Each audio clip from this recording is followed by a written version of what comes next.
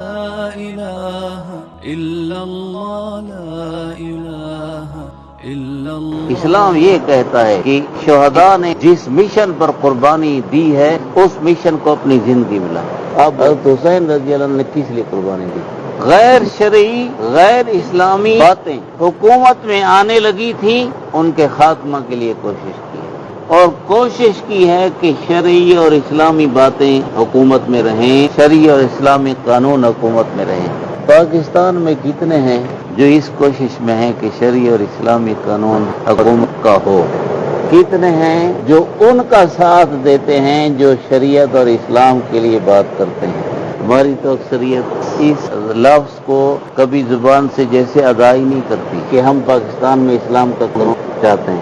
کیا پاکستان میں پہلے نعرہ لگایا گیا، پاکستان کا مطلب کیا؟ لا الہ الا اللہ محمد رسول اللہ۔ اس نعرے کا معنی کیا تھا کہ یہاں لا الہ الا اللہ محمد رسول اللہ والا نظام ہوگا، لیکن 75 سال سے ابھی اوپر ہو رہے ہیں، اب تک لا الہ الا اللہ محمد رسول اللہ والا نظام نہیں آیا۔ پھر کس نے آواز اٹھائی ہے کہ لا الہ الا اللہ محمد رسول اللہ والا نظام آنا چاہیے؟ یہ حضرت حسین کا مشن ہے۔ اور کون غیر شرعی اور غیر اسلامی باتیں لا رہا تھا؟ یزید۔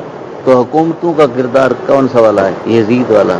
اور ہم کن کو حکومتیں دیتے ہیں؟ انہی کو جو یزید والا نظام چاہتے ہیں۔ ہم تو کہتے ہیں ہماری نکاسی کی نالی بنے، بجلی ہو اور یہ ہو اور وہ ہو، میرا کام چلے گا، اسلام آوے نہ آوے۔